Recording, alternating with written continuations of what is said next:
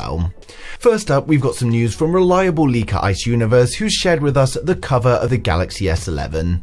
He's provided us 2 images of the screen cover for the Galaxy S11, and we can see from the photos that we've got very slim bezels all round. The first shows us a tiny forehead that also has a cutout confirming the punch hole selfie camera top center, and the second photo shows us a small chin that looks incredible.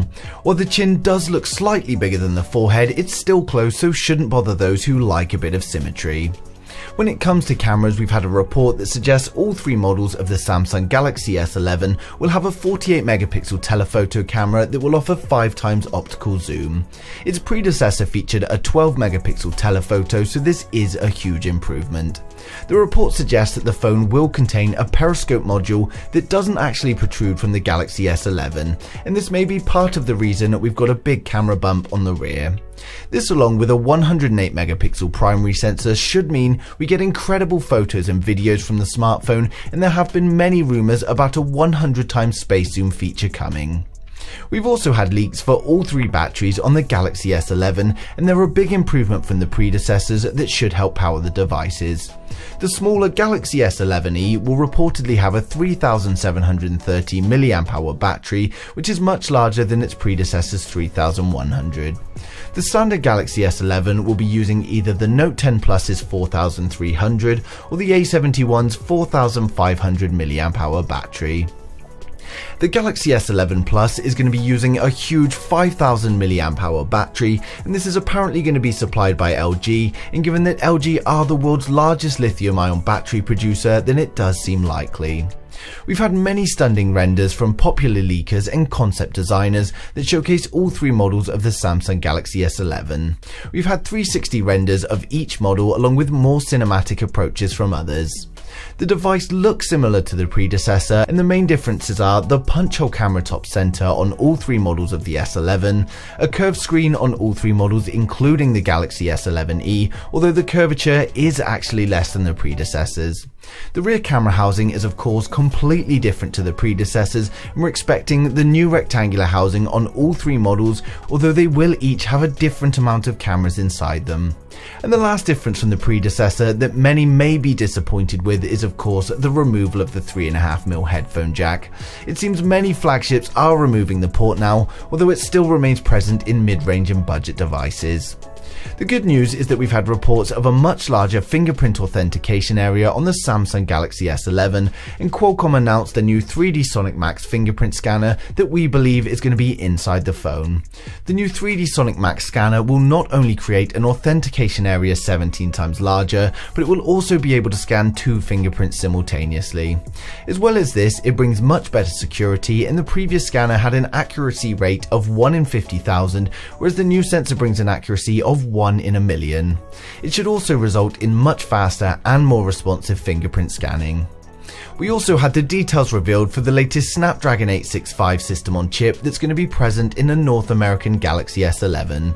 While still manufactured with 7nm lithography, it brings huge improvements over the predecessor.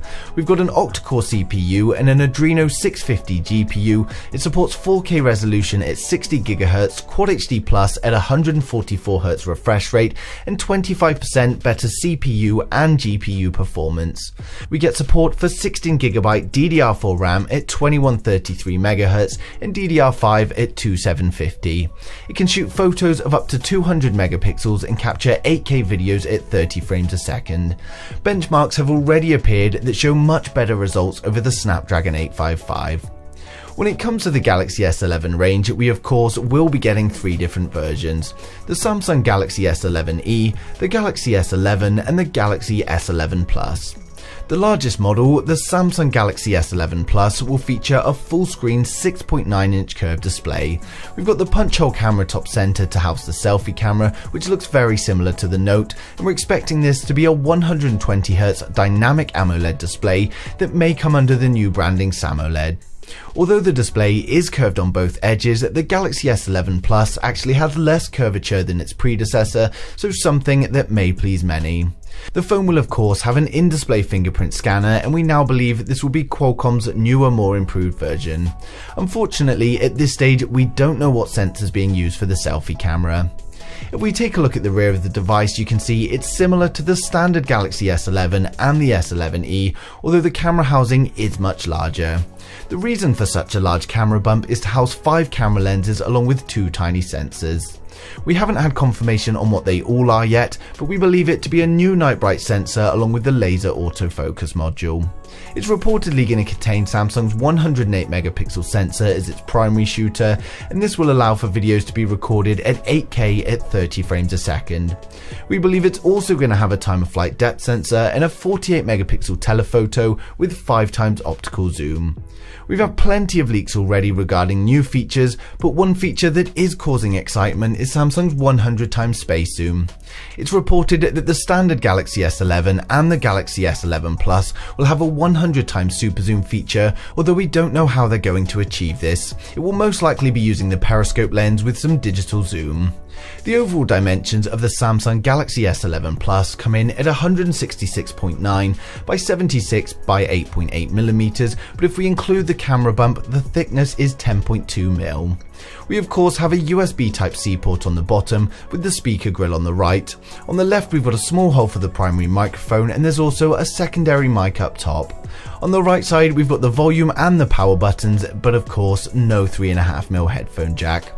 The phone's going to be powered up by the Snapdragon 865 in North America and the Exynos 990 globally.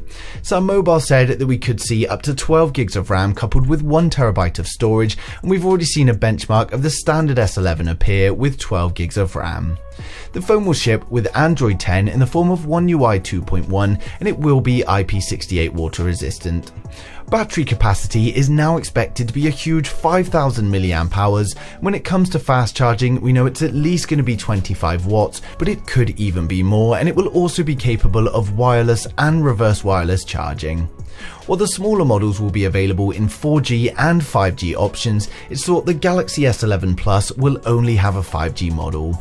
Of course, the 5G model will still work with 4G LTE networks as well. When it comes to pricing, its predecessor launched at a price of $1,000 or £900, so we can of course expect a slight increase, and I would expect the base model to start at $1,100 or £1,000. Next we've got the standard Galaxy S11, and we can see from the renders it's a full screen display, again with the punch hole camera top center. The display is going to measure in at 6.7 inches, it's going to be a curved display with a 120Hz refresh rate. And as we've seen from Ice Universe's photos, the bezels all round are incredibly slim. On the rear we've got the new rectangular housing that we're seeing on a lot of the phones, including the new A range, and the Galaxy S11 will have 4 cameras. We know the main sensor will be a 108 megapixel sensor, we get the 48 megapixel telephoto with 5 times optical zoom and a time of flight depth sensor. And the extra camera will most likely be something like a wide angle. The device is of course powered by USB Type-C, and again will not have a 3.5mm headphone jack. The Galaxy S11 will also be powered by the Snapdragon 865 in North America and the Exynos 990 globally. A Geekbench listing appeared showing us a variant of the standard Galaxy S11 with 12 gigs of RAM, and that will most likely be the highest variant. Battery capacity is either 4300 or 4500 mAh, and it will of course come with Android 10 and be IP68 water resistant. Given that its predecessor launched at a price of $900, we can expect the Galaxy S11 to be around the same or slightly higher. Finally, we've got the smallest variant, the Galaxy S11e. While this is the smaller model, it is however much larger than its predecessor, coming with a 6.4-inch curved display.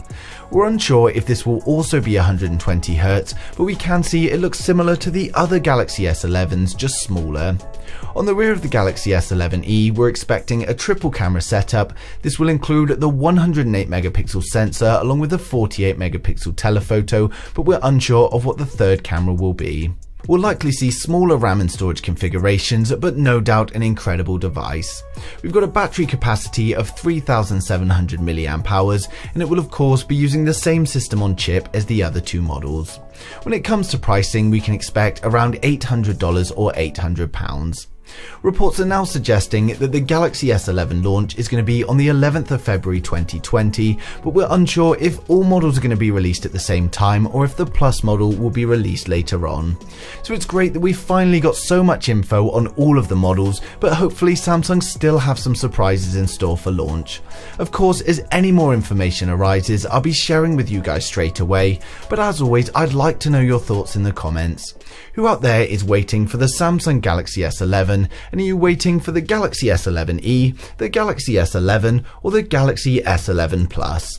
But thanks for watching the video. If you liked it, smash a thumbs up. If you didn't, hit that thumbs down twice, and I'll see you guys in the next one.